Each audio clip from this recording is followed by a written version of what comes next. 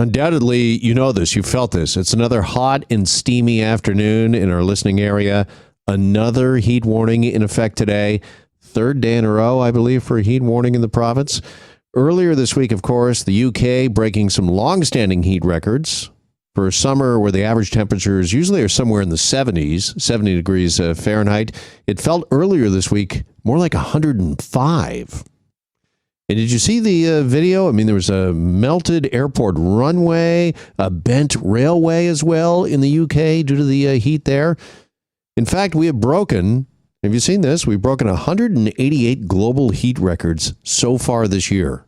Nearly 200 global heat records broken in 2022.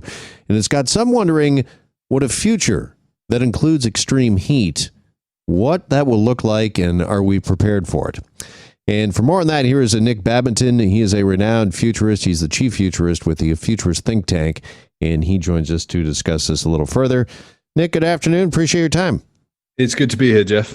All right. As somebody who studies and looks at the future, Nick, first of all, I just wanted to kind of your take on what you've seen this week, what it's meant to you. Is the future of extreme weather predicted by so many? Is it here? It certainly seems like we're ahead of schedule, actually, Jeff. I mean, I kind of wonder why we're so surprised that all of this is happening. I like to talk about 2022 as the coolest year in the next 100 years. So it's just going to get hotter and hotter and hotter year in, year out. This is normal. This is absolute normality. Now, not even a new normal. This is it. And we've already seen, over the past 3 or 4 years, some pretty significant trends towards significant heat and wildfires and smoky atmospheres. We saw a lot of parts of the world with big floods and big problems. We saw a lot of this in Canada as well, right? I mean, why we're surprised? We're sort of caught in this failing industrial complex.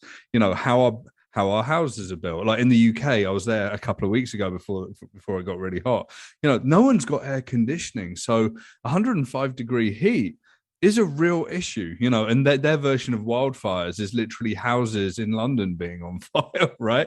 And it's because, the places we built to live, the infrastructure that we use, roads and whatever, isn't built for this environment. So there's going to be a bit of a reckoning over the next 5 to 10 years of trying to invest our way into a world of sustainability of our industrial world and also our personal world as well.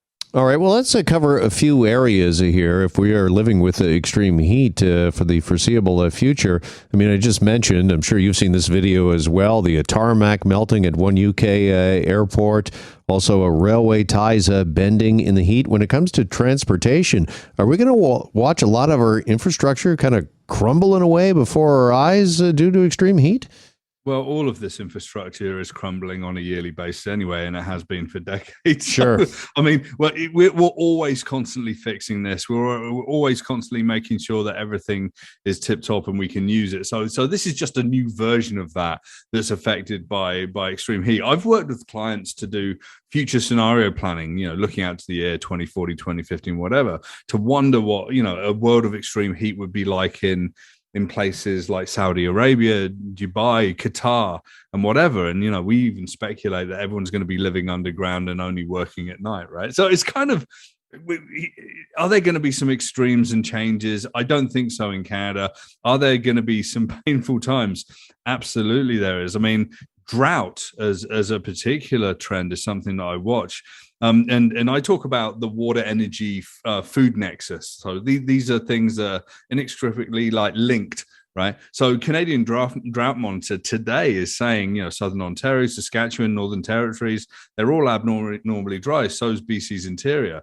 But if you look globally at availability of water, that affects other things. So they actually think by sort of the end of the century that 35% reduction in the yields of global vegetable and legume production due to water scarcity.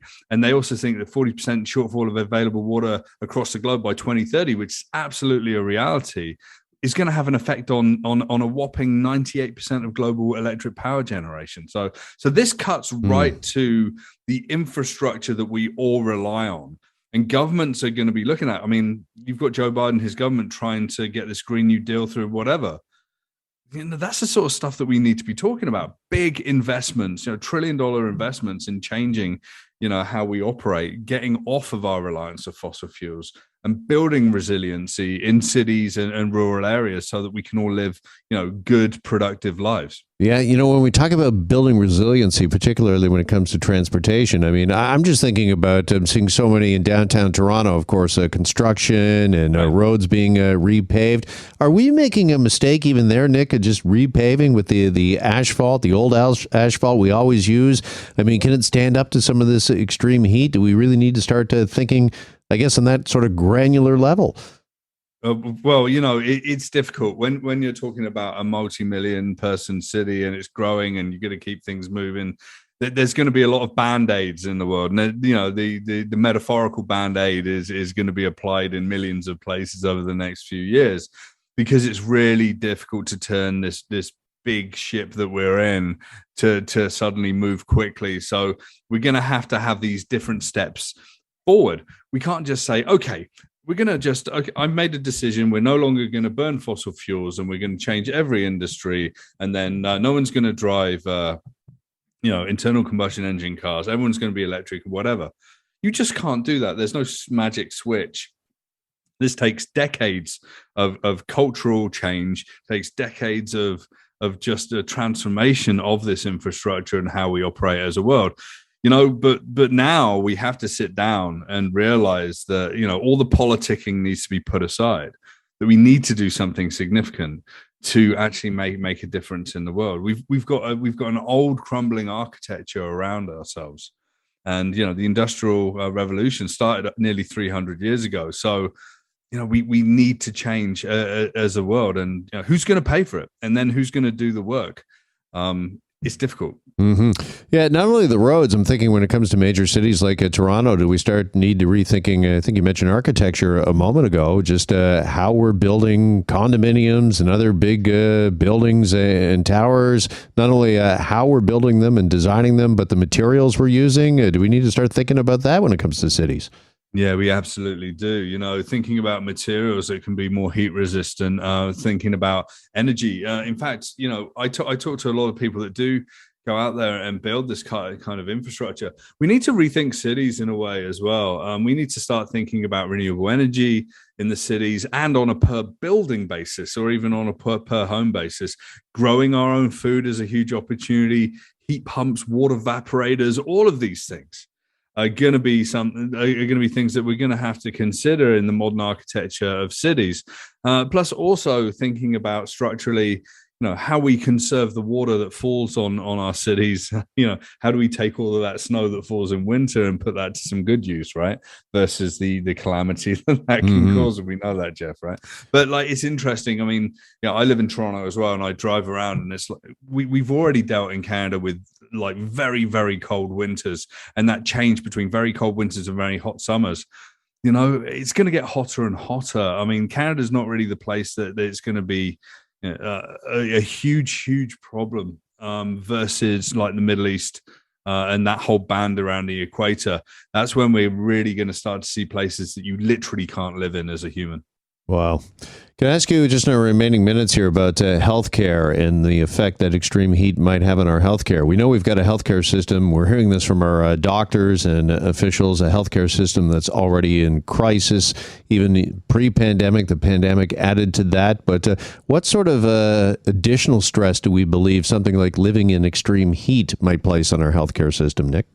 Well, as our homes get warmer, and those that aren't lucky enough to have air conditioning, which is a huge privilege to have these days, they're going to be struggling. I mean, it can actually cause a huge amount of problems just out of nowhere, right? I mean, we remember the BC heat dome last year.